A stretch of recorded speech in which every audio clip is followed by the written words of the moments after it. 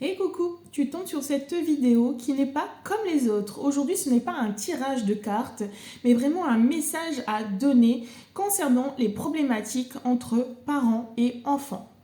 Au moment de l'adolescence, il y a une cassure qui va se créer qui est tout à fait normale. L'enfant voit le parent sur une critique, sur des critiques, sur cette personne que je voyais comme héros ou héroïne n'est juste qu'une personne lambda. Et l'enfant veut créer sa propre personnalité et être qui est, montrer qui est réellement cette authenticité de l'enfant. La problématique, c'est que il y a deux possibilités. Soit la problématique d'avoir un autre parent qui a toujours la haine contre toi et qui crée en fait depuis l'enfance des incertitudes, des fausses croyances te concernant, et par la suite au moment de l'adolescence ça va créer des conflits parce que il a grandi pendant 15 ans en entendant que tu es ceci, que tu es cela, que patati, que patata.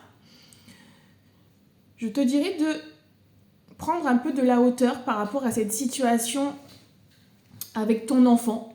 Quoi qu'il peut se passer dans ta vie, si c'est à cause de ton ex, à cause de la famille ou quoi que ce soit, que tes enfants puissent te spolier, dire des choses de malade contre toi, etc. C'est vraiment de tenir debout.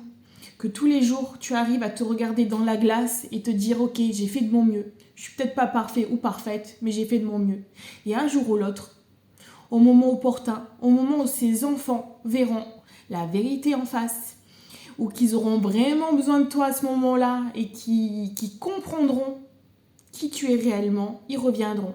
Après, c'est à toi de décider si tu voudras renouer contact avec tes enfants ou pas.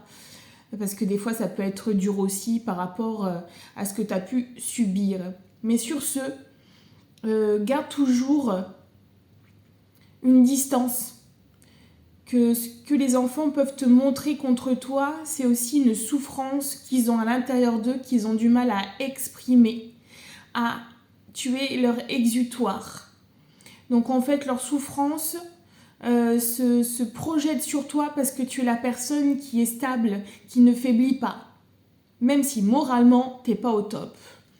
Donc continue à croire en toi, malgré ces allégations, malgré ces attaques. Si les enfants doivent partir, ils partiront, laisse-les. C'est comme un amoureux. Faut laisser partir les personnes qu'on aime pour les laisser revenir s'ils doivent revenir.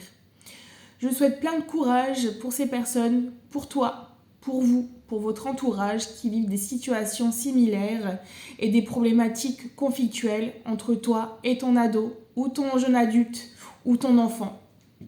Crois en la destinée et garde toujours la tête haute, quoi qu'il en coûte. Allez, bisous, bye!